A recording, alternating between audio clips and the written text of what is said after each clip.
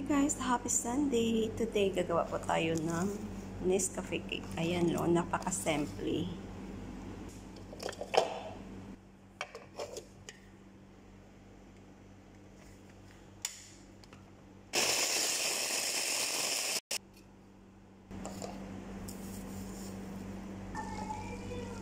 So ayan lang siya guys, at ano natin ng butter.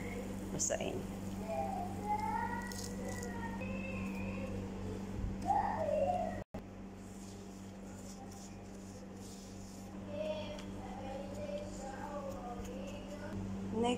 Next natin gagawin ito carrot cheese at saka condensed.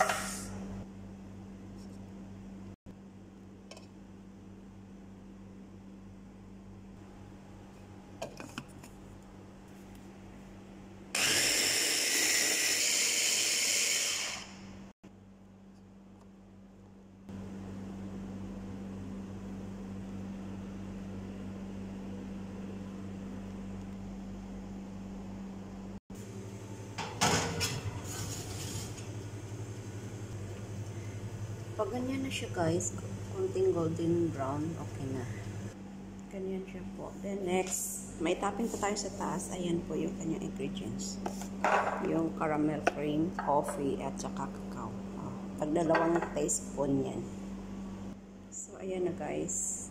Lagyan natin ng isang basong water. Next, hintayin natin kumulo lang siya. Okay. So, ayan na guys, kumulo na. Okay na yan. Turn off the... So, ayan, palamigin muna natin bago dito ibuhos yan. Ayan. Palamigin muna natin yung dalawa na yan. Tapos, paglamig na, medyo malamig na, ibuhos lang dito. Ayun na, lagay sa ref. After 2 hours, charan, kakain na. Pwede na kainin. Diba? Thank you.